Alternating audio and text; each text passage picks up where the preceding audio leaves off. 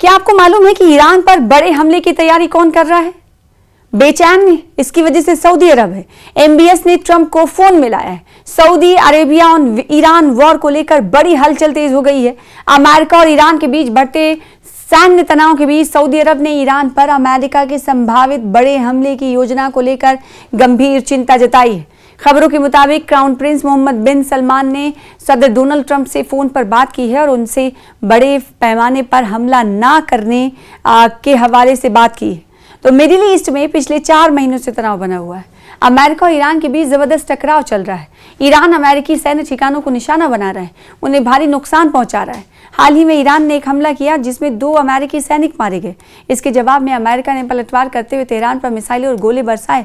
इस तनावपूर्ण माहौल के बीच ईरान ने हॉर्मुज स्ट्रेट की नाकेबंदी कर दी है, जिससे भारी अफरा तफरी मच गई है और तेल और गैस की भारी किल्लत दुनिया को झेलनी पड़ रही है। जॉर्डन पर हमले के बाद दोनों देशों के बीच तनाव दरअसल बढ़ गया। जॉर्डन में अमेरिकी मिलिट्री बेस पर ईरान के मिसाइल हमले और हॉर्मुज में शिपिंग में रुकावट के जवाब में ट्रंप बहुत सख्त रुख अपना रहे हैं। वो आने वाले दिनों में ईरान की एनर्जी सुविधाओं पर बड़े हमले करने पर विचार कर रहे हैं। इस बात की जानकारी रखने वाले एक और जराये ने बताया है कि क्राउन प्रिंस मोहम्मद बिन सलमान ने ट्रंप से हमलों को रोकने की अपील की। हालांकि व्हाइट हाउस और वॉशिंगटन में सऊदी दूतावास दोनों ने ही इस मामले पर कोई टिप्पणी करने से इनकार कर दिया है। ईरान ने पलटवार करने की धमकी दी है। इसी वजह से इस वक्त सऊदी अरेबिया बेचैन नजर आ रहा है। सऊदी अरेबिया अपनी बेचैनी में सदर ट्रंप को फोन कर रहा है और ये कह रहा है कि ईरान के खिलाफ किसी भी तरह कार्रवाई से बाज आए या फिर रुका जाए, बचा जाए। ईरान ने क्या कहा वो आपको बताते हैं। बुधवार को ट्रंप ने सऊदी अरब के रक्षा मंत्री प्रिंस खालिद बिन सलमान से मुलाकात की थी। जराये के मुताबिक उपराष्ट्रपति जेडी वेंस के साथ बैठक के दौरान सऊदी के डिफेंस मिनिस्टर ने कहा कि उनका मुल्क ईरान के साथ मुद्दे को सुलझाने और तनाव कम करने के हक में।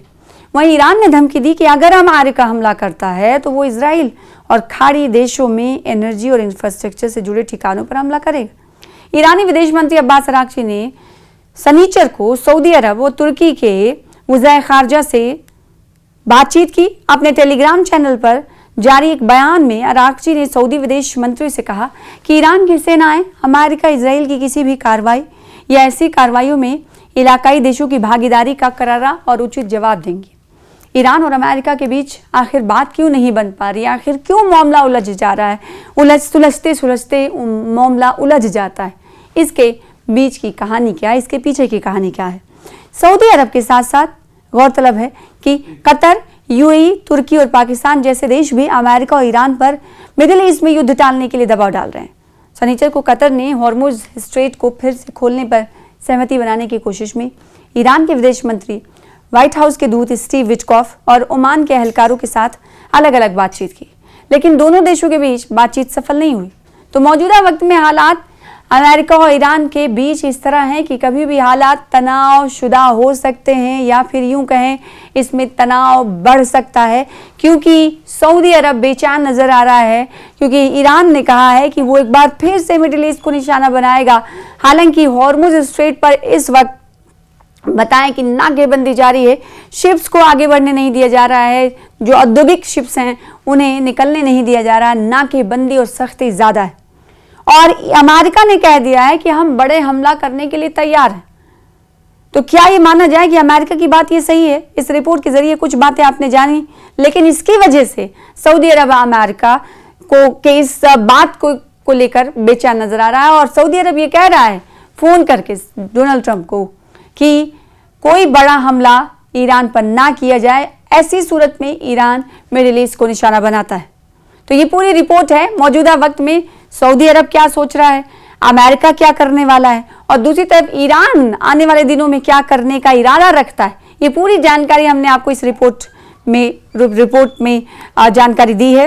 और क्राउन प्रिंस मोहम्मद बिन सलमान ने डोनाल्ड ट्रंप से तो ये कह दिया है कि हम चाहते हैं कि ईरान पर किसी तरीका का हमला ना हो।